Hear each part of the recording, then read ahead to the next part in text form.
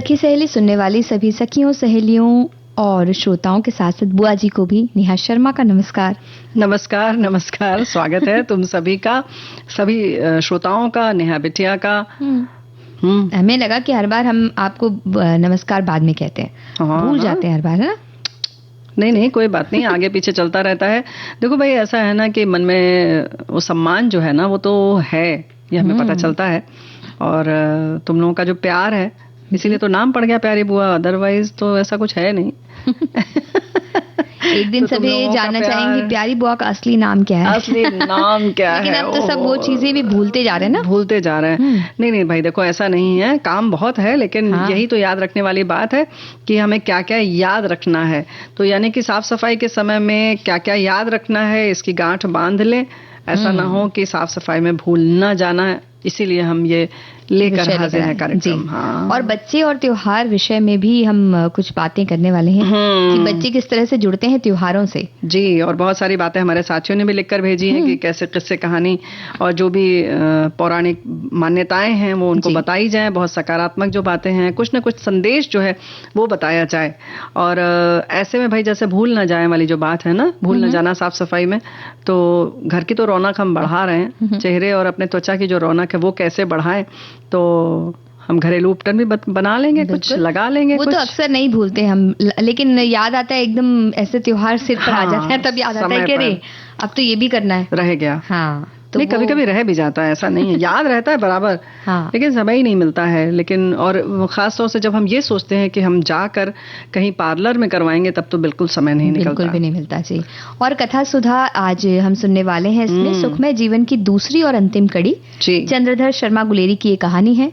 और हमारे सभी श्रोताओं ने ये भी कहा है कि वो उसका इंतजार कर रहे हैं, दूसरी बहुत ज्यादा इंतजार कर रहे हैं। भाई, सुखमय जीवन ऐसी चीज ही है कि हर आदमी इंतजार करता है। और सुखमय जीवन के लिए ये बहुत जरूरी है कि साफ सफाई में भूल न जाना। और क्या क्या ना भूल जाना। बुआ जी भी तो सब दिवाली की सफाई में ऐसे लगे हुए हैं कि पुरानी चीजों को खंगालते रहते हैं और बहुत सारी चीजों को काम में इस तरह से लगे हैं जी कि बहुत सारी चीजें भूल जाते हैं। जैसे कि पहले तो खाना पीना ही भूल जाते हैं, ऐसा लगता है सफाई कर रहे हैं, आज तो पूरी दुनिया की सफाई हम कर देंगे, बिल्कुल दुनिया भर की कर डालेंगे। तो भाई ऐसा ना करें, खाना पीना तो बिल्कुल ना भूलें। समय समय पर खाते पीते रहें, नहीं तो वही होगा कि ज्यादा बीमार पड़ जाएंगे। तो कल जो आपने योजना बनाई है वो जो है वो डिब्बे में रह जाएगी और कहीं ना कहीं चिड़चिड़ाते रहेंगे, और चिड़चिड़ाने की वजह से आप अकेले ही जुटे रहेंगे और बाकी सबसे वो मदद नहीं ले पाएंगे, है ना। तो ये जो दिमाग लगाना बड़ा जरूरी है कि किससे क्या काम करवाया जाए। ये भी भूल जाते हैं अक्सर हम लोग इतनी व्यस्तता में, अरे ये तो सोचा था कि ये वाला कमरा इससे साफ करवाएंगे, लो भूल ही गए, हम ही ने कर डाला। ऐसा भी होता है। और कई बार वो खाना पीना जो भूलते हैं उसके लिए अलार्म लगा के रख सकते हैं ना, अलार्म बजेगा तो जाके खाना खा लो। क्या बात कर रहे हो? हाँ, वो भूल, समय का पता ही नहीं चलता है। ऐसा लगता है कि बस 1 घंटे में सफाई हो जाएगी, पर फिर पता चलता है कि 2-3 घंटे से हम यही रखते हैं उसके में क्योंकि वो पुराने एल्बम वगैरह मिल जाते हैं। हाँ, तो साफ सफाई में वो पुरानी यादों की भी सफाई होती है। अरे बड़ा मजा आता है ना, वो एल्बम मिल गया, पुराने टिकट मिल गए, कोई फिल्म का टिकट मिल गया, कोई डाक टिकट मिल गया, या कहीं घूमने गए थे वो मिल गया, या पुरानी किताब के अंदर उस किताब की जो मतलब कहना चाहिए रसीद रखी होती है, कितने में ये किताब खरीदी थी, किस सन में खरीदी थी, फिर उससे जुड़े हुए तमाम किस्से याद आते जाते हैं और हम उसमें घुसते चले जाते हैं। वही याद रहता है उस वक्त, उसी समय याद आता है, उसी समय वो किस्से मिलते हैं। इसलिए जब साफ सफाई में सबको इसलिए साथ में होना चाहिए, क्योंकि बहुत सारे किस्से कहानियां, खासतौर से जो मम्मियाँ सफाई करती हैं या बुजुर्ग जो भी सफाई करते हैं आमतौर पर, उनके पास बड़े किस्से होते हैं, बड़े भाई बहनों के पास भी किस्से होते हैं। तो यानी नेहा बिटिया कहने का मतलब यह है कि छोटे बच्चों को भी साथ में रखें ताकि वो ऐसे पकड़ सके, निकाल सके उसमें से हम लोगों को कि ये जो खंडहर वाली चीजें हैं। हम तो ये कहना चाहते कि छोटे बच्चे भी उसमें घुस के किस्से सुने अच्छे आसानी से, लेकिन क्योंकि हमने कहा कि भाई खाने पीने का ध्यान रखना चाहिए, इसलिए तो किस्से सुनाते सुनाते आप खाना पीना कर सकते हो, खाना पीना कर सकते हैं। हाँ, लेकिन वहां से उठाना बड़ा जरूरी है। ऐसा घर का कोना होता है, या जैसे कि आपने कहीं ऐसे बॉक्स के अंदर से कुछ निकाला तो वहीं जमीन पर धम्म से बैठ गए और उसके बाद हाथ में चीजें आती गई और आप पलटते चले गए। तो आप ऐसे में क्या करिए कि जो सुनना भी चाह रहा है लेकिन उसको समय का भी आभास है, तो वो बंदा ऐसा करे कि कहे आइए आप लोग डाइनिंग टेबल पर आइए, या जहाँ खाना खाना है वहां पर आए, थोड़ा सा हाथ धो लीजिए और आप किस्से सुनाइए और एल्बम आदि को यहीं रख दीजिए, हम लोग बातें करेंगे और ये आपने दिखा लिया, बस ठीक है। तो ये सामंजस्य स्थापित करते हुए उसके मजे भी लें, लेकिन जो आपको ऊर्जा चाहिए वो भी ले लें, है ना? बिल्कुल।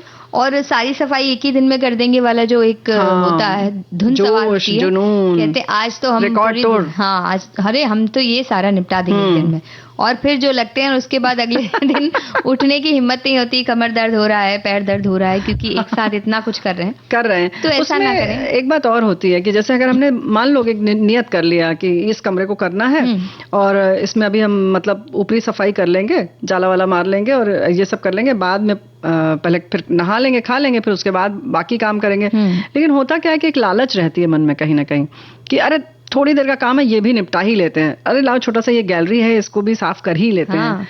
तो ये वाली लालच छोड़ दें, बल्कि थोड़ी सी लालच जो है अपनी एनर्जी की तरफ लगाएं कि हमें एनर्जी कहाँ से मिलेगी, है ना?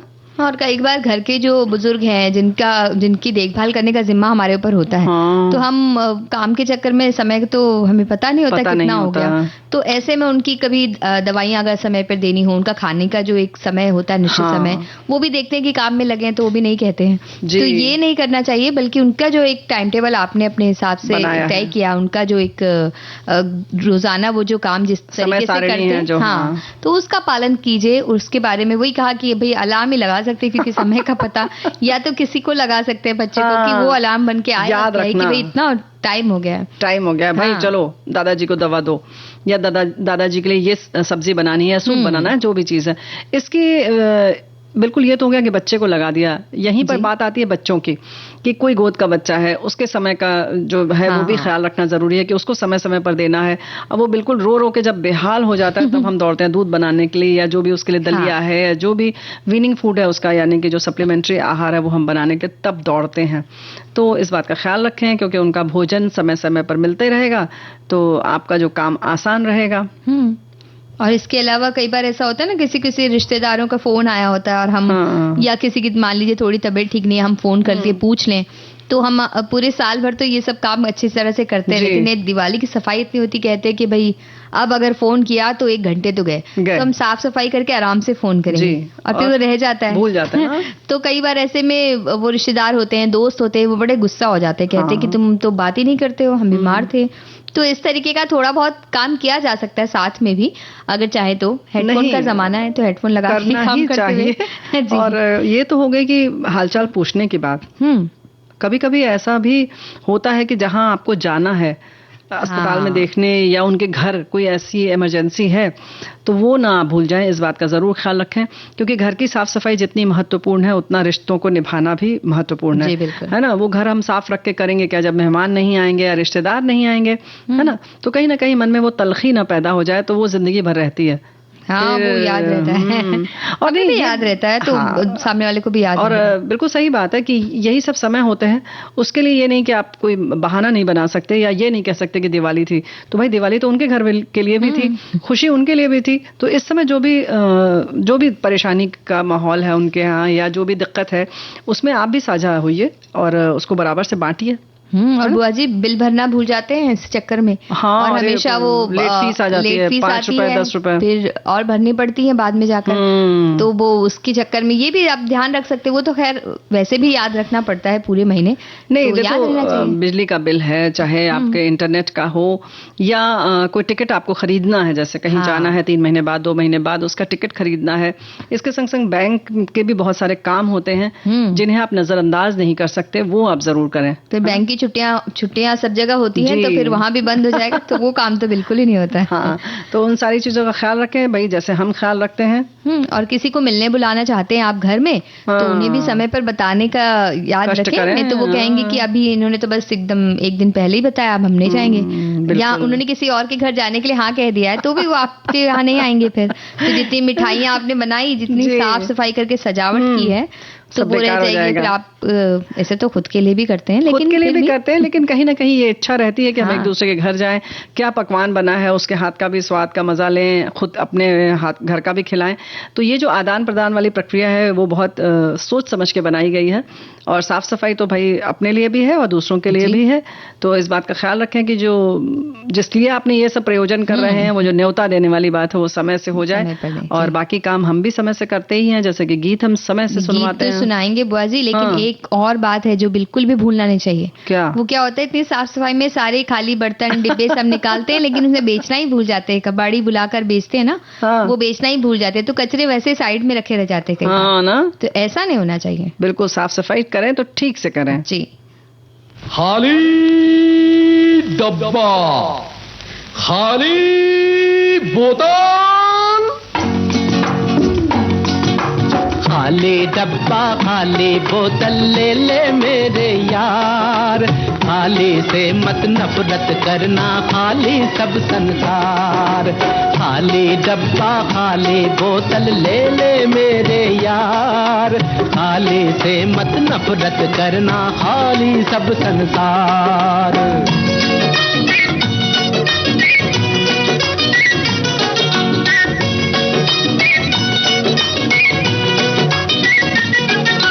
बड़ा बड़ा सर खाली डब्बा, बड़ा बड़ा तन खाली बोतल,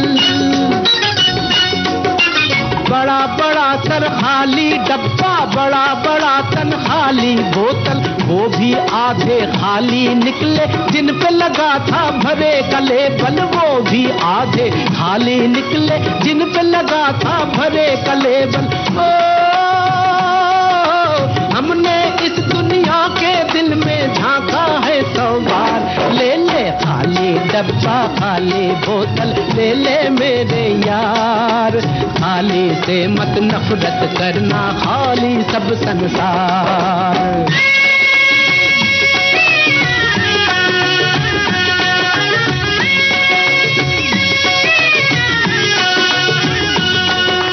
भरे थे तब बंगलों में ठहरे,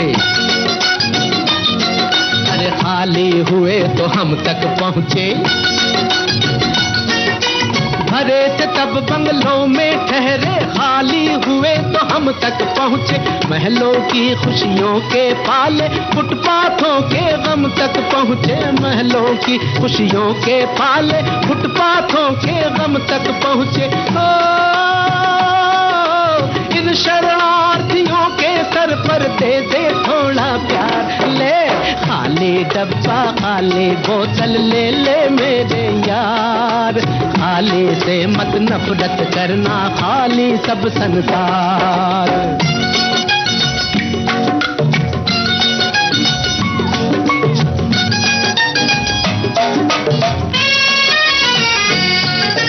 खाली की गारंटी दूंगा, भरे हुए की क्या गारंटी।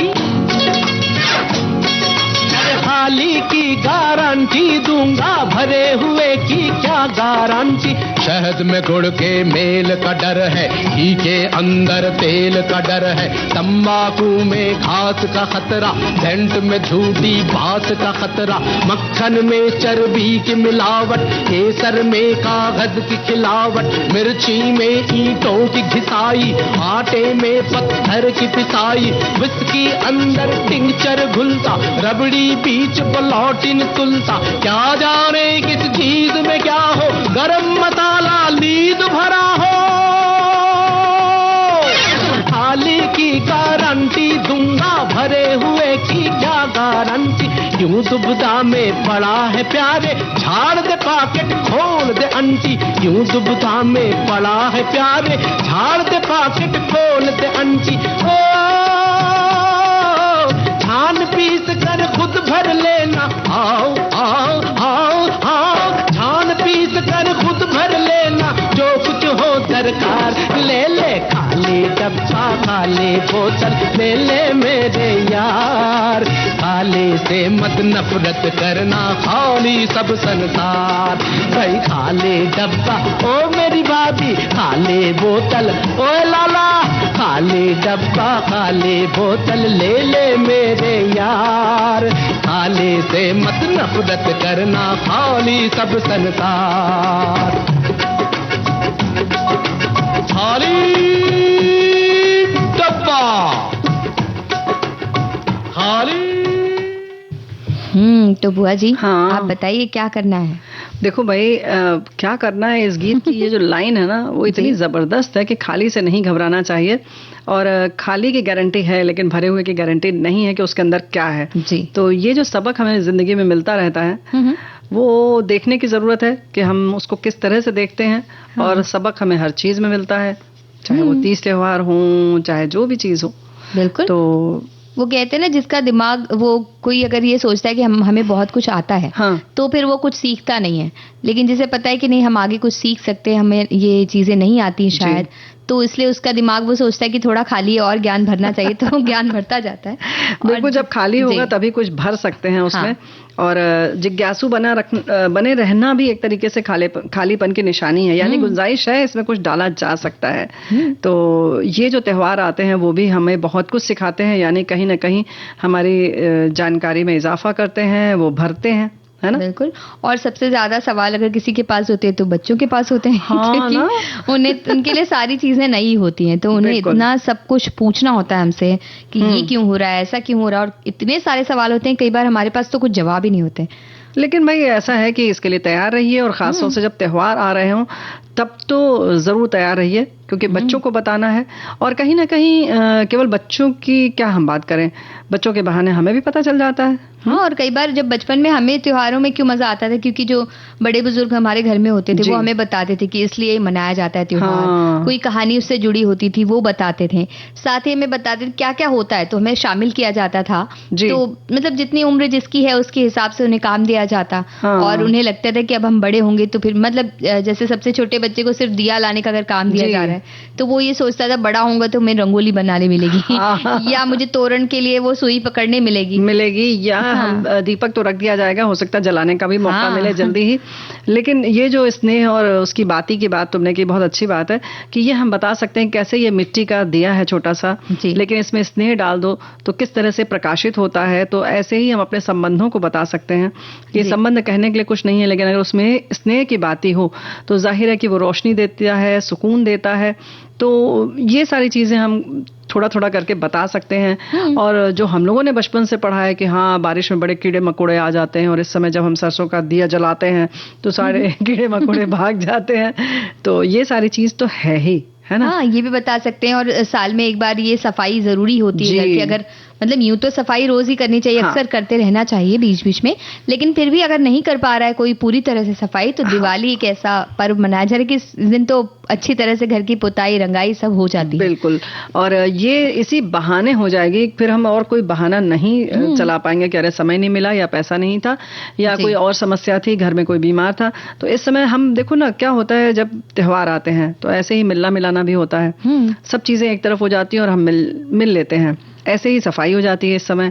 और अंधकार प्रकाश की बात जो है वो तो हम बता ही देंगे कि दीपावली में बता सकते हैं कि किस तरह से अंधकार जो है वो हमारी अज्ञानता का है, और किस तरह से उजाले से हम उसे दूर कर सकते हैं, शिक्षा के माध्यम से दूर कर सकते हैं, दिया जलाकर किस तरह से सफाई कर सकते हैं और सफाई को और हम आलोकित कर सकते हैं।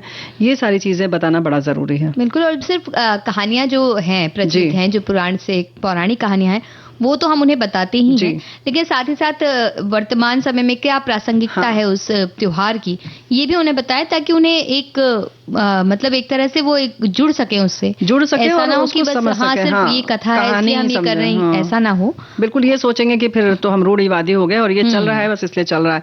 लेकिन देखो, जब बात आती है, अगर हम मान लो अभी दीपावली की बात कर रहे हैं, तो धनत्रयोदशी की बात आती है, तो एक तो संजीवनी की बात है कि इसमें हमारे सेहत की बात होती है, धन्वंतरी की पूजा की जाती है, फिर कुछ सामान खरीदा जाता है। तो अब आज के बच्चे बहुत सारी जगहों पर जहाँ पे हम रोजमर्रा में कुछ न कुछ खरीद ही लेते हैं, उनको ये समझाया जा सकता है कि घर में कुछ बड़ी चीज खरीदना एक मुश्किल काम होता था एक जमाने में, या एक परंपरा नहीं थी कि कभी भी कुछ भी खरीद लिया। तो उस समय एक होता था कि नहीं, घर में कुछ लाना है तो घर में एक समृद्धि भी बनी रहती है, इसलिए लोग सामान खरीदते थे, है ना? हाँ, और उन्हें पता है कि धनतेरस में हम ये खरीदेंगे, तो इसके लिए वो साल भर उन्हें पता होता था कि वो उसके लिए पैसे भी अगर मान लीजिए जोड़ना पड़ता, अगर बहुत बड़ी चीज है, आमतौर पे कई आभूषण भी खरीदे जाते हैं, तो उसके लिए भी वो पैसे उतने साल भर जोड़ के बचत करके और वो खरीद लेते थे उस वक्त थोड़ा और पैसा लगाकर। तो इस तरह से बचत भी किस तरह से की जा सकती है, और चीजें नई जब आती है उसका क्या महत्व होता है। अब हम क्या हर दिन कुछ ना कुछ नया खरीदें, लेकिन उस वक्त जब एक नए कपड़े भी बनते थे तो इतनी बड़ी बात होती होती थी कि दिवाली है, अब नए कपड़े बनेंगे, नए कपड़े बनेंगे, या हम ये करेंगे, या कुछ नया आएगा घर में जी। तो वो खुशी भी महसूस कर पाते थे। और एक बात है कि हम ये खुशी उनके संग साझा भी कर सकते हैं कि हमने ये जिंदगी जी है और इसका मजा हो सकता है कि तुम लोग नहीं ले रहे हो, लेकिन अगर महसूस करोगे तो ले भी सकते हो। क्योंकि हमें हो सकता है, अगर अभी हमारे और साथी याद करेंगे तो बचपन में दीपावली के कम से कम 1-2 बार के तो उन्हें कपड़े याद होंगे कि किस प्रिंट के और कैसे बने थे, है ना? और कई बार घर में बहुत से बच्चे होते थे, संयुक्त परिवार भी होते थे, तो सबके एक जैसे कपड़े बनते थे ताकि किसी को ऐसा ना लगे कि हमारा कपड़ा इनके कपड़े से अच्छा नहीं है, तो ऐसा कुछ ना हो, इसलिए एक जैसे कपड़े सबके बनते और सब खुश रहते थे उसमें भी। और जो छोटा मोटा चीजें मिलती थी छोटी, क्योंकि अब तो प्रदूषण का ऐसा माहौल है कि इतना लड़ियां फटाके हम नहीं चला सकते, फिर भी जो छोटी मोटी फुलझड़ियां ही जलाते थे उस वक्त तो सब खुश रहते थे आपस में मिल बांट कर। और एक सामूहिक रूप से भी पटाखे जलाए जाते थे बहुत सारे जगहों पर, जहां बहुत ज्यादा वो लेकर आते थे। कुछ लोग घर में भी बनाते थे पहले के जमाने में, और फिर वो एक संग कॉलोनी वालों को या मोहल्ले के लोगों को इकट्ठा कर लिया जाता था कि भाई अब हम लोग शुरू कर रहे हैं। तो यानी कि जितना भी आनंद है वो मिलकर लेंगे तो वो दुगना चौगुना हो जाता है। तो ये सारी परंपराएं क्यों हैं, कैसे हैं, ये हम सीख सकते हैं, सिखा सकते हैं बच्चों को। और कहानी तो देखो इतनी अच्छी अच्छी हैं कि भाई अगर कहते हैं ना कि गंदगी से क्या है दरिद्रता आती है, तो जाहिर है कि पैसा हर कोई चाहता है, तो इस तरह से उसको जोड़ा गया है ताकि सफाई भी रहे और ये कहीं ना मन में ये एक लालच भी रहेगी कि भाई हमारे पास संपन्नता रहे। जी बिल्कुल। और इस तरीके की जब बातें होती है और बच्चों को अगर हमने ये सब चीजें समझाई, त्योहारों के बाद उनसे पूछ भी सकते हैं कि आपको क्या लगता है क्यों ऐसा हुआ, तो वो जो चीजें उन्होंने सीखी है वो अपने शब्दों में जब कहकर बताएं। स्कूल में भी कई बार निबंध प्रतियोगिता में विषय आते हैं तो वो अपने अनुभवों को वहां लिख पाएंगे, तो उनकी एक अलग प्रवृत्ति बनेगी अपनी बातों को उस तरह से लिखने की, तो ये भी अच्छा हो जाएगा उनके लिए। और एक बात और है नया कि अक्सर देखा गया है कि बच्चे कुछ नया लेकर भी आते हैं। अगर आप उनसे पूछें कि आपको ये सब देखकर कैसा लग रहा है, खुद इन सारी कहानियों को छोड़ दीजिए, तो देखो कि कुछ तो नया वो लिखकर लाएंगे या खुद आपको बताएंगे कि अरे पता है ये इसलिए ऐसा होता होगा, हमें तो इस बात में ये बहुत मजा आया, जो कि आज तक ना हमने किसी कहानी में सुना होगा ना खुद महसूस किया होगा। तो इस तरह से बच्चों को जरूर जोड़ें। और जैसे तुमने अभी कहा ना कि रंगोली बनाना है, जिस उम्र के बच्चे हैं उनको उसमें जोड़ें। अच्छा, सबसे बड़ी मजेदार बात तो ये है कि हिंदी के जो महीने हैं है ना संवत के, वही हम लोग सबको नहीं पता है, तो कम से कम कार्तिक मास आ गया है ये बता दें, शुक्ल पक्ष है कि कृष्ण पक्ष है ये बता दें, कौन सी तिथि को त्योहार होता है ये बता देंगे तो इतना भी काफी है ना। बिल्कुल। और गीत सुनवा देते हैं। क्या बात है। सच्चे मन के सच्चे बच्चे, मन के सच्चे, सारे जग की आंख के तारे, ये वो नन्हे फूल है जो भगवान को लगते प्यारे, बच्चे मन के सच्चे।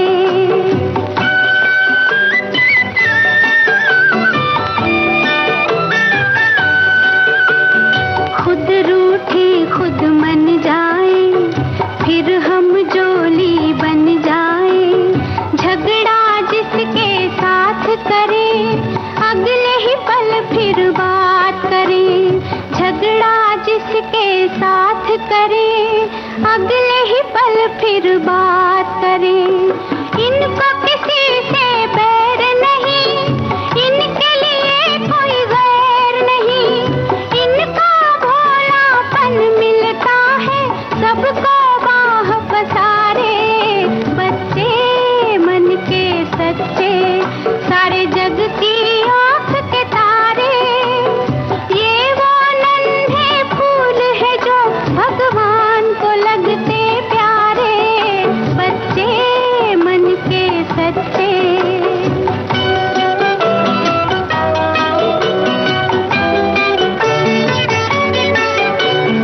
इंसान जब तक बच्चा है तब तक समझो सच्चा है, जूं जूं उसकी उम्र बढ़े, मन पर झूठ का मैल चढ़े, क्रोध बढ़े नफरत घेरे, लालच की आदत घेरे, बचपन इन पापों से हटकर अपनी उम्र गुजारे, बच्चे मन के सच्चे, सारे जग की आंख के तारे, ये वो नन्हे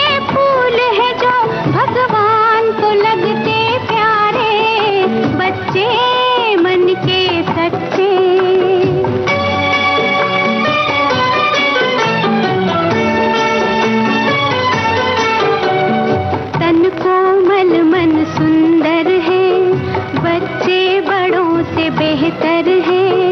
इनमें छूत और छात नहीं, झूठी जात और पात नहीं, भाषा की तकरार नहीं, मजहब की दीवार नहीं। इनकी नजरों में एक है मंदिर मस्जिद गुरुद्वारे। बच्चे मन के सच्चे, सारे जग की आंख के तारे। ये वो नन्हे फूल है जो भगवान को लगते प्यारे। बच्चे मन के सच्चे, सारे जग की आंख के तारे। ये वो नन्हे फूल है जो भगवान को लगते प्यारे। बच्चे मन के सच्चे। तो बुआ जी, बच्चे तो बड़े मन के सच्चे होते हैं, उन्हें सारी चीजें ना बताई जाए तो वो खुद ही कुछ ना कुछ सीख भी लेते हैं भाई। लेकिन ऐसा है कि हमारे श्रोता जो हैं वो उससे भी ज्यादा भोले हैं। इन्होंने लिखा है कि भाई सोचा था आज ये सफाई करेंगे वो सफाई करेंगे, लेकिन यही भूल गए कि कहाँ से शुरू करना। तो जो सामने दिख रहा है गंदा उसे शुरू कर दीजिए हम कहते हैं। तो लेकिन जो प्लानिंग वाली बात होती है ना वो अलग ही होती है, शायद इसलिए परेशान है। वैसे हमारे एक साथी ने ये भी लिखा है कि परिवार में जो है ना, बचपन में जब दिवाली की सफाई चलती थी तो नानी यही बताती थी कि सब मिलकर सफाई करो, अपनी किताब कॉपी की अलमारियां, जूते चप्पल की जगह, और घरौंदा बनाना भी घरौंदा बनता है बहुत सारी जगहों पर, वो भी बनाते थे मिट्टी में, वो लगाकर उसको कुछ और भी कहते हैं, मैं बताती हूँ अभी। दीपावली की रात में लक्ष्मी जी और उनकी बहन दरिद्रा जी दोनों आती हैं। जिनका घर साफ सजा रहता है वहाँ लक्ष्मी जी आएंगे, और जिनका घर गंदा होगा वहाँ दरिद्रता जी आएंगी। हम अपनी किताबों की अलमारी को जहाँ हम जूता चप्पल रखते थे वहाँ साफ सफाई करते थे। हमें तो लक्ष्मी जी का मतलब यही समझ में आता था कि हमारे लिए नई मिठाई, कपड़े, जूता चप्पल, किताबें, पेन। मिट्टी के घरौंदे बनाते थे, चूना, गेरू, नील से उसे रंगा जाता था और उसमें छोटी छोटी मिट्टी के बर्तनों, कुल्हिया, चुकिया में बुना सात अनाज, बताशे, लड्डू के साथ भरा जाता था। ये लक्ष्मी जी की बहन अन्नपूर्णा के लिए होता था। तो इसको हटरी भी कहते हैं बहुत सारी जगहों पर, मिट्टी का बनाया जाता है। और कहीं जगह छोटे छोटे घड़े जैसे होते हैं ना मिट्टी के, तो बड़ा, फिर उससे छोटा, फिर उससे छोटा, ऐसे साथ साथ होते हैं, उसमें अलग अलग अनाज भर के रख दिया जाता है। अच्छा। तो धन धान्य जो हो ऐसे ही भरा रहे, और उसमें वैसे ही मिट्टी का ढक्कन भी आता है, बड़ा प्यारा सा लड्डू जैसा, और बड़े सुंदर दिखते हैं। सब छोटे छोटे आते हैं तब, बहुत कच्ची मिट्टी के बनते हैं, बड़ा प्यारा लगता है। तो इन सब चीजों को तलाश कीजिए और वैसे ही फिर से सजाइए और बच्चों को दिखाइए। और हम कथा सुधा क्यों ना सुनाएंगे कहानी? हाँ, अच्छा, उसके पहले ब्रेक भी लेना है? ब्रेक तो लेना ही है, तो पहले अंतराल लेते हैं और उसके बाद सुनाएंगे कथा सुधा जी।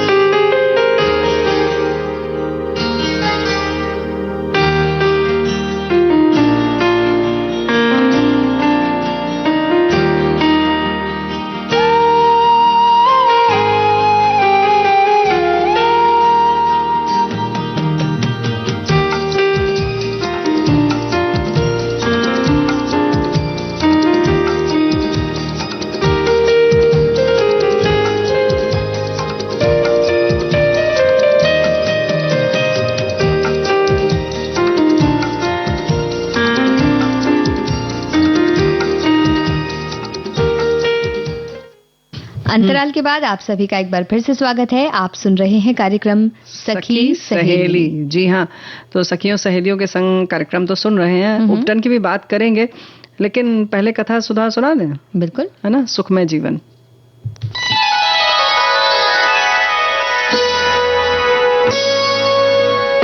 कथा सुधा भाव भरी कहानियों का सागर, जिसकी लहरें कभी मुस्कुराहट सजाएंगी तो कभी आंखें नम कर जाएंगी। सामाजिक सरोकार से लेकर परिवार तक की होंगी बातें, कुछ मनोरंजन होगा तो कुछ सीख भी मिल जाएगी। हर बार नई अनसुनी कहानी की अलग अंदाज में होगी बयानी।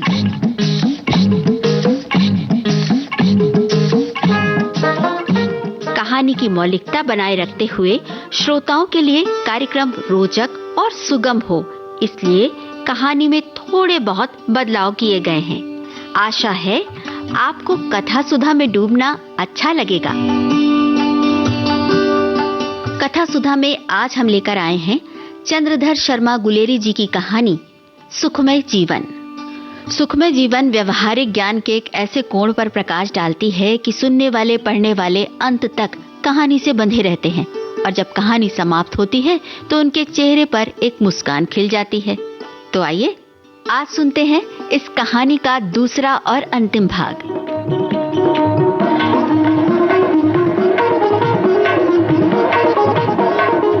जयदेव ने LLB की परीक्षा दी है और परिणाम का इंतजार कर रहा है। तरह तरह के विचारों से सिर घूमने लगता है तो वो अपनी साइकिल उठाकर खेतों की हवा खाने निकल पड़ता है। 3-4 मील जाने के बाद उसे शांति मिलती है। तभी अचानक बाइसिकल की फूंक निकल जाती है, यानी बाइसिकल पंचर हो जाती है। मुलाकात होती है एक कन्या से। कन्या उसे अपने चाचा जी के घर ले जाती है। मैं जयदेव शरण वर्मा हूँ, आपके चाचा जी। ओहो, बाबू जयदेव शरण वर्मा BA, जिन्होंने सुखमय जीवन लिखा है। मेरा बड़ा सौभाग्य है कि आपके दर्शन हुए। आपको पता है, मैंने आपकी पुस्तक पढ़ी है और चाचा जी तो उसकी प्रशंसा किए बिना एक दिन भी नहीं जाने देते। वो आपसे मिलकर बहुत खुश होंगे। बिना भोजन किए तो आपको जाने ही नहीं देंगे। और आपके ग्रंथ को पढ़ने से हमारा परिवार सुख कितना बढ़ा है, मैं इस पर तो कम से कम 2 घंटे तक व्याख्यान देंगे ही। अब चाचा जी के घर जाकर क्या होता है, आइए सुनते हैं। किसी भी स्त्री के सामने उसके नैहर की बड़ाई कर दे और लेखक के सामने उसके ग्रंथ की। ये प्रिय बनने का अमोघ मंत्र है। जिस साल BA पास किया था उस साल जयदेव को कुछ लिखने की धुन लगी थी। लॉ कॉलेज के फर्स्ट ईयर में सेक्शन और कोड की परवाह न करके एक सुखमय जीवन नाम की पोथी लिख चुका था। समालोचकों ने आड़े हाथों लिया था और वर्ष भर में 17 प्रतियां बिकी थीं। आज बड़ी कदर हुई कि कोई उसका सराहने वाला तो मिला। इतने में जयदेव और कमला बरामदे में पहुंचे, जहां पर कंटोप पहने, दाढ़ी रखे एक अधेड़ महाशय कुर्सी पर बैठे पुस्तक पढ़ रहे थे।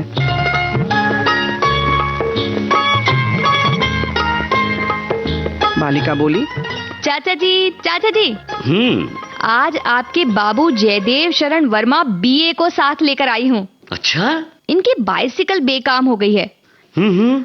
अपने प्रिय ग्रंथकार से मिलाने के लिए कमला को धन्यवाद मत दीजिए, बल्कि दीजिए धन्यवाद इनके पंप भूल आने को। वृद्ध ने जल्दी ही चश्मा उतारा और दोनों हाथ बढ़ाकर अपने प्रिय जयदेव महोदय से मिलने के लिए पैर बढ़ा दिए। कमला, जरा जल्दी अपनी माता को बुला ला। अरे आइए बाबू साहब, आइए। जी नमस्ते। मुझे आपसे मिलने की बड़ी उत्कंठा थी। मैं गुलाब राय वर्मा हूँ जी। पहले कमिश्नरेट में हेड क्लर्क था। अब पेंशन लेकर इस एकाकी स्थान में रहता हूँ। 2 गौ रखता हूँ और कमला और उसके भाई प्रबोध को पढ़ाता हूँ। अच्छा। मैं ब्रह्म समाजी हूँ। मेरे यहाँ पर्दा नहीं है। कमला ने हिंदी मिडिल पास कर लिया है।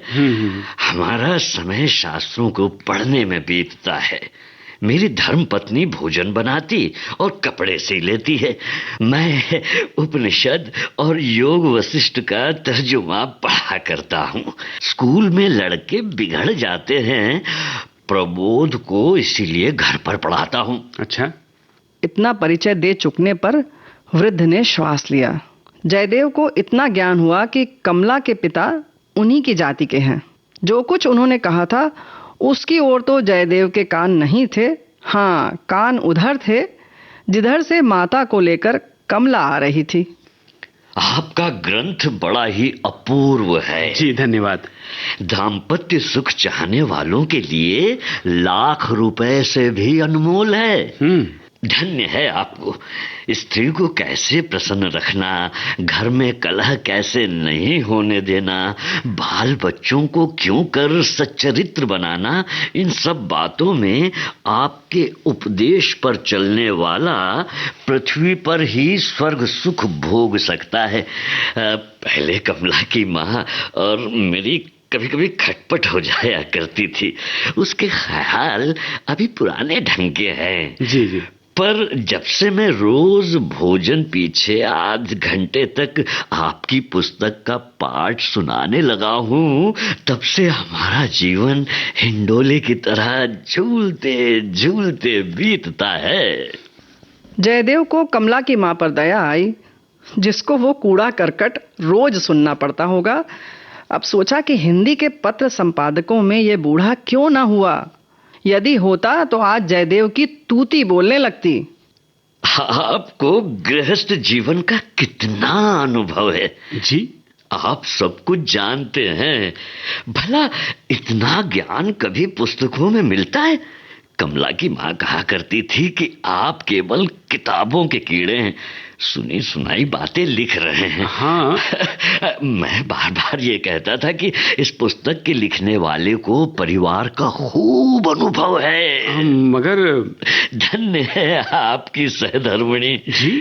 आपका और उसका जीवन कितना सुख से बीतता होगा।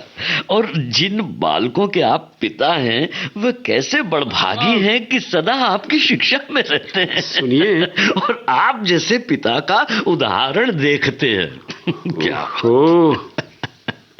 जयदेव के मन में आया कि कह दूं कि अभी मेरा 25वां वर्ष चल रहा है। कहाँ का अनुभव और कहाँ का परिवार। फिर सोचा कि ऐसा कहने से ही वृद्ध महाशय की निगाहों से उतर जाऊंगा। कमला की माँ सच्ची हो जाएगी कि बिना अनुभव के छोकरे ने गृहस्थ के कर्तव्य धर्मों पर पुस्तक लिख मारी है। ये सोचकर जयदेव मुस्कुरा दिया और ऐसा मुंह बनाने लगा कि वृद्ध ने समझा कि अवश्य संसार समुद्र में गोते मारकर नहाया हुआ है ये जयदेव।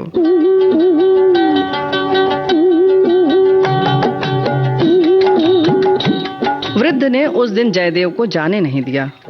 कमला की माता ने प्रीति के साथ भोजन कराया और कमला ने पान ला कर दिया। न अब काला नगर की मलाई की बर्फ याद आ रही थी, न सन के मित्र की। चाचा जी की बातों में ही फी सैकड़े 70 तो जयदेव की पुस्तक और उनके रामबाण लाभों की प्रशंसा थी, जिसको सुनते सुनते जयदेव के कान दुख गए।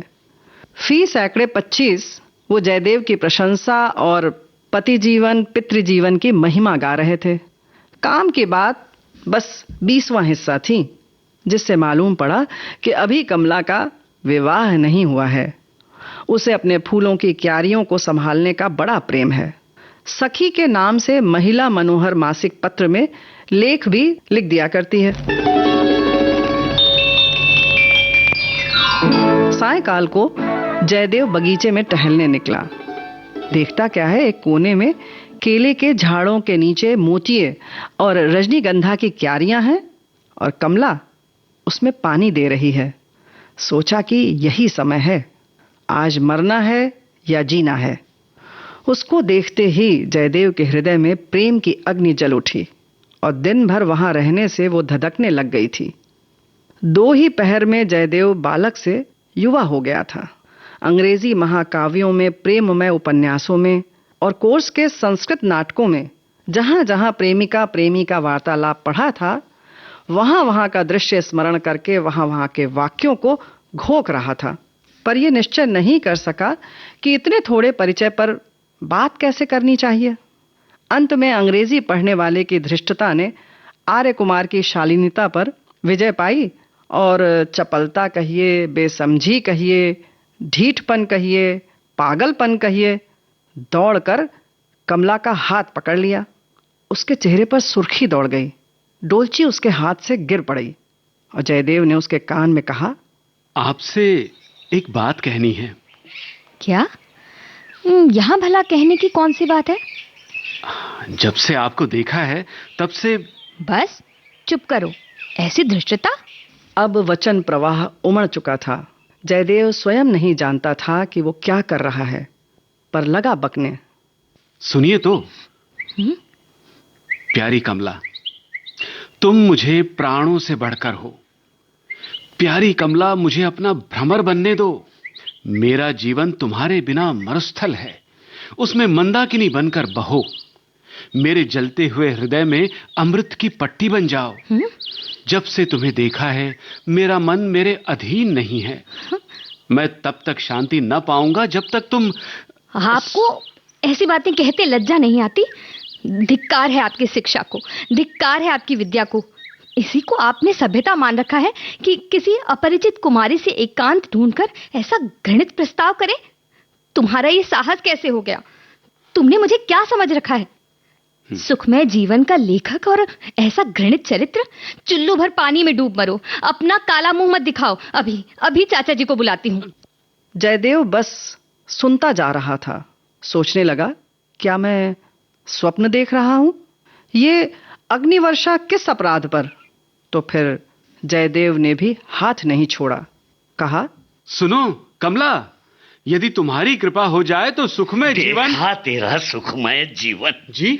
आस्तीन के सांप पापात्मा। मैंने साहित्य सेवी जानकर और ऐसे उच्च विचारों का लेखक समझकर तुझे अपने घर में घुसने दिया और तेरा विश्वास और सत्कार किया। प्रच्छन्न पापिन, वक्दंभिक, बिडाल वर्तक, मैंने तेरी सारी बातें सुन ली है। चाचा जी आकर लाल लाल आंखें दिखाकर क्रोध से कांपते हुए कहने लगे, शैतान, तुझे यहाँ आकर माया जाल फैलाने का स्थान मिला। उफ, मैं तेरी पुस्तक से चला गया। पवित्र जीवन की प्रशंसा में फॉर्मों के फॉर्म काले करने वाले तेरा ऐसा हृदय, जी? कपटी विष के घड़े। उनका धारा प्रवाह बंद ही नहीं होता था। पर कमला की गालियां और थीं और चाचा जी की और। फिर तो जयदेव ने भी गुस्से में आकर कहा, बाबू साहब, जबान संभाल कर बोलिए। आपने अपनी कन्या को शिक्षा दी है और सभ्यता सिखाई है। मैंने भी शिक्षा पाई है और कुछ सभ्यता सीखी है। आप धर्म सुधारक हैं।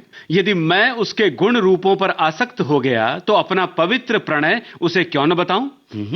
पुराने ढर्रे के पिता दुराग्रही होते सुने गए हैं। आपने क्यों सुधार का नाम लजाया है? तुम सुधार का नाम मत लो, तुम तो पापी हो। सुखमय जीवन के कर्ता होकर... अरे भाड़ में जाए सुखमय जीवन, उसी के मारे नाको दम है। सुखमय जीवन के कर्ता ने क्या यह शपथ खा ली है कि जन्म भर कुंवारा ही रहे? क्या उसे प्रेम भाव नहीं हो सकता?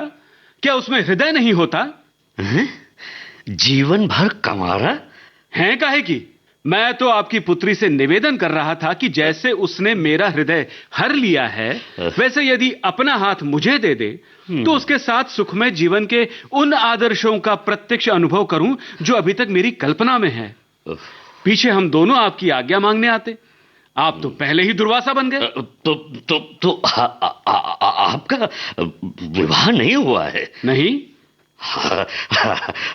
आपकी पुस्तक से तो जान पड़ता है कि आप कई वर्षों से गृहस्थ जीवन का अनुभव रखते हैं। तो कमला की माता ही सच्ची थी। हाँ, ये बात सही है कि कमला की माता सच्ची थी। इतनी बातें हुई थी, पर ना मालूम क्यों कमला का हाथ नहीं छोड़ा था जयदेव ने। इतनी गर्मी के साथ शास्त्रार्थ हो चुका था, परंतु वो हाथ जो क्रोध के कारण लाल हो गया था, जयदेव के हाथ में ही पड़ा हुआ था। अब उसमें सात्विक भाव का पसीना आ गया था और कमला ने लज्जा से आंखें नीची कर ली थीं। विवाह के पीछे कमला कहा करती थी, नामालूम विधाता की किस कला से उस समय मैंने तुम्हें झटक कर अपना हाथ नहीं खींच लिया। कमला के दोनों हाथों को खींचकर जयदेव ने अपने दोनों हाथों के संपुट में ले लिए और कमला ने उसे हटाया नहीं और इस तरह चारों हाथ जोड़कर वृद्ध से कहा, चाचा जी, उस निकम्मी पोथी का नाम मत लीजिए। बेशक कमला की मां सच्ची हैं, पुरुषों की अपेक्षा स्त्रियां अधिक पहचान सकती हैं, कि कौन अनुभव की बातें कह रहा है और कौन हाँक रहा है। आपकी आज्ञा हो तो कमला और मैं दोनों सच्चे सुखमय जीवन का आरंभ करें। क्यों नहीं? 10 वर्ष पीछे मैं जो पोथी लिखूंगा उसमें किताबी बातें ना होंगी, केवल अनुभव की बातें होंगी। ये बात तो है। वृद्ध ने जेब से रुमाल निकालकर चश्मा पोंछा और अपनी आंखें पोंछी। आंखों पर कमला की माता के विजयी होने के क्षोभ के आंसू थे या घर बैठी पुत्री को योग्य पात्र मिलने के हर्ष के आंसू, राम जाने। दोनों मेरे पीछे पीछे चले आओ। कमला, हाँ? तेरी माँ ही सच कहती थी।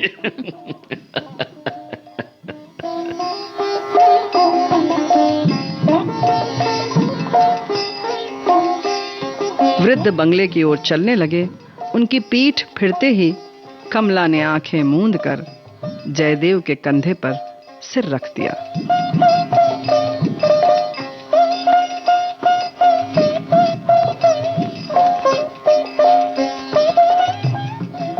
अभी आप सुन रहे थे चंद्रधर शर्मा गुलेरी की लिखी कहानी सुखमय जीवन का दूसरा और अंतिम भाग। पात्र परिचय इस प्रकार है: जयदेव जयंत पात्रीकर, कमला नेहा शर्मा, चाचा जी श्याम, सूत्रधार रेणु चतुर्वेदी, प्रस्तुति सहयोग आकांक्षा सिंह,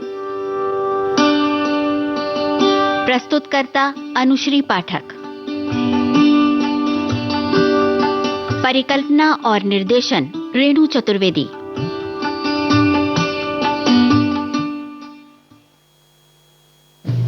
तो बुआ जी, सुखमय जीवन सुनकर आज तो हमने इस कहानी को पूरा सुन लिया ना जी। चलो, अच्छी बात है, सुन लिया, लेकिन अभी गीत तो सुनना बाकी है।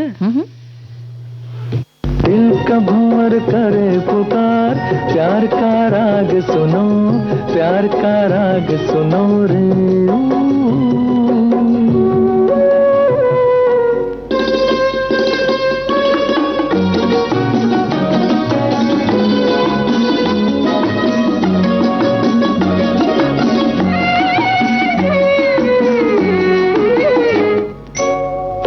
तुम गुलाब का क्या जवाब आपका, जो अदा है वो बहार है।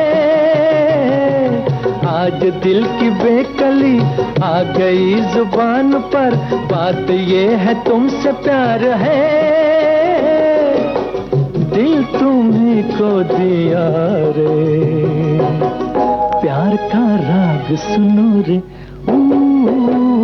दिल का भंवर करे पुकार, प्यार का राग सुनो, प्यार का राग सुनो रे।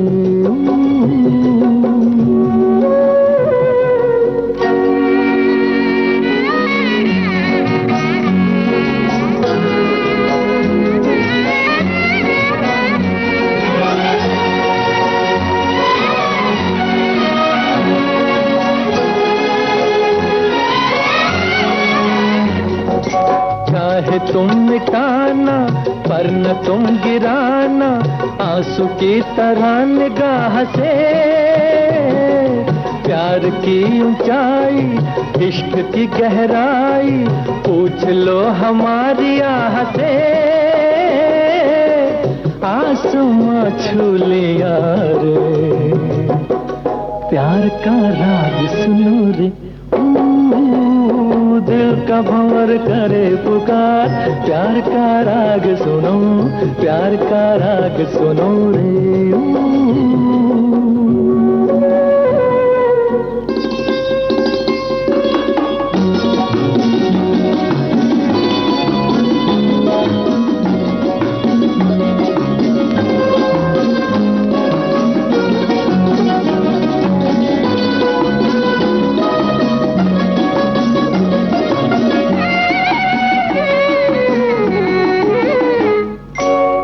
हसीन उतार पे हम न बैठे हार के, साया बन के साथ हम चले।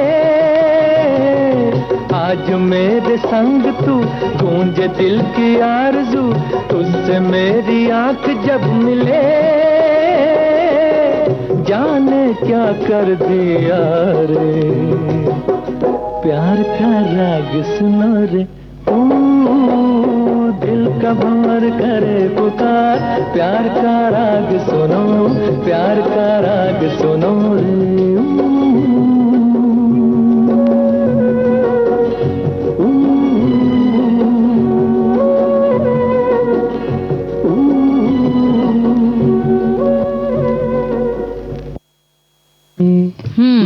तो बुआ जी ये सारी चीजें हो गई और अच्छी अच्छी बातें करते हैं हम, अच्छी अच्छी चीजें सुन लेते हैं, लेकिन अपना ख्याल रखते नहीं है, हमेशा पीछे रह जाते हैं उसमें। तो रखेंगे ना, बता तो रहे हैं। देखो अभी जैसे हमारे साथी ने लिखा है, उपटन में मौजूद बेसन में एक्स फोलिएटिंग एजेंट पाए जाते हैं जो डेड स्किन सेल्स को रिमूव करते हैं, त्वचा को एक प्राकृतिक ग्लो प्रदान करते हैं। बेसन में unsaturated fatty acid, protein, vitamin जैसी कि बीटा कैरोटीन और नियासिन का बेहतर स्रोत है। ये सभी पोषक तत्व त्वचा को अंदर से स्वस्थ रखते हैं, त्वचा संबंधी समस्याओं को आपको परेशान नहीं करने देते। और हल्दी और आटे का उपटन भी कुछ ऐसा ही होता है। इसमें आप आटा घर में होता है, ये गेहूं का आटा, वो ले लीजिए 2 चम्मच के करीब, और आधा चम्मच हल्दी पाउडर ले लीजिए, सरसों का तेल इसमें डाल दीजिए आधा चम्मच के करीब, और थोड़ा पानी मिला करके अब इस उपटन को अच्छी तरह से पेस्ट जैसा बनाकर हाथों पे, पैरों में, शरीर पे आप लगा सकते हैं। 1-2 मिनट थोड़ा सूखने दीजिए हल्का सा, और उसके बाद हाथों से वो रगड़ रगड़ कर जब आप छुड़ाते हैं तो बहुत सारी डेड स्किन निकल जाती है, मैल होता है वो निकल जाता है। हाँ, लेकिन एक बात है कि बहुत सारे लोगों को सरसों का तेल नहीं अगर ठीक लगता है तो आप किसी और तेल का भी प्रयोग कर सकते हैं, तिल के तेल का भी प्रयोग कर सकते हैं।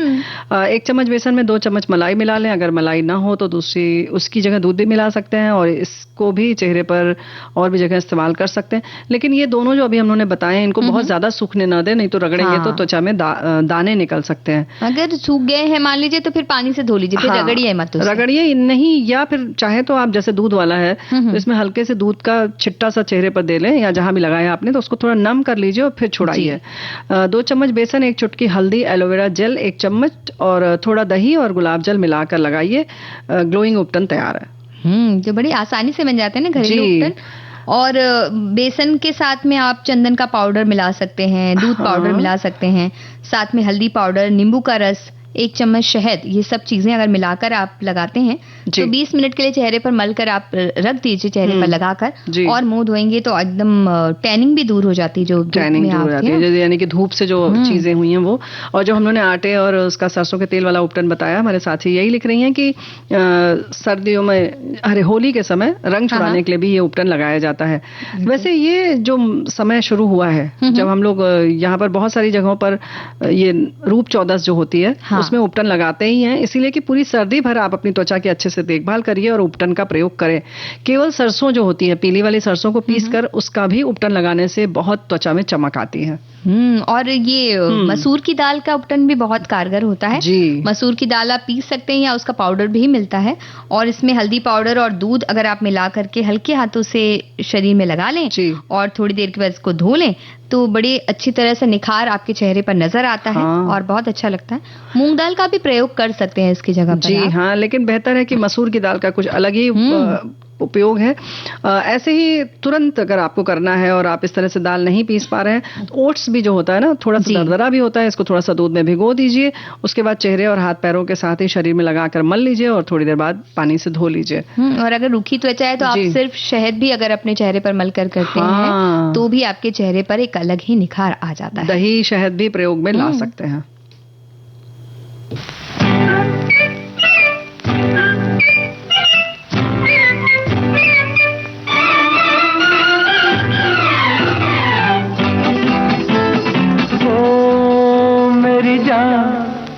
मेरी जान तू खफा है तो क्या हुआ, ये सितम ये अदा है तो क्या हुआ, मैं तो बस एक दीवाना हूँ। हुस्न वाले तो खुदा से भी रूठ जाते हैं, हुस्न वाले तो खुदा से भी रूठ जाते हैं।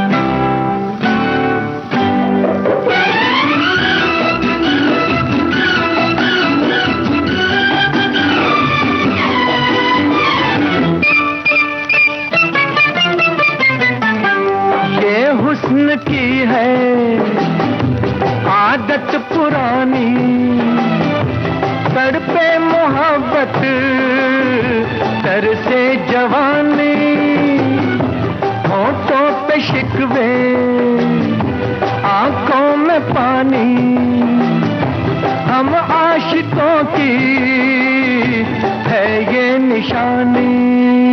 ओ मेरी जान तू खफा है तो क्या हुआ, ये सितम ये अदा है तो क्या हुआ, मैं तो बस एक दीवाना हूँ। हुस्न वाले तो खुदा से भी रूठ जाते हैं, हुस्न वाले तो खुदा से भी रूठ जाते हैं।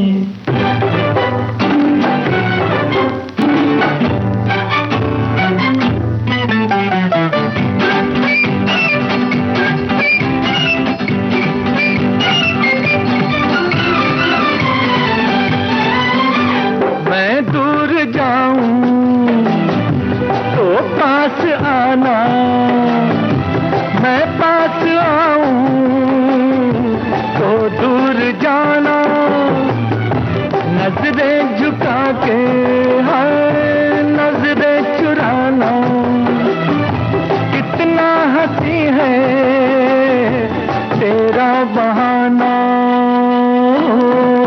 मेरी जान तू खफा है तो क्या हुआ, ये सितम ये अदा है तो क्या हुआ, मैं तो बस एक दीवाना हूँ।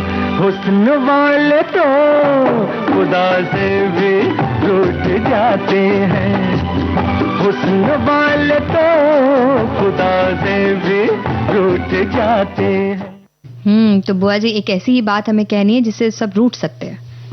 नहीं, बिल्कुल नहीं रूठेंगे, क्योंकि हमने कल फिर मिलने का वायदा जो कर लिया है। बिल्कुल, तो दीजिए आज के इस कार्यक्रम से इजाजत, स्वीकार कीजिए नेहा शर्मा और बुआ का नमस्कार।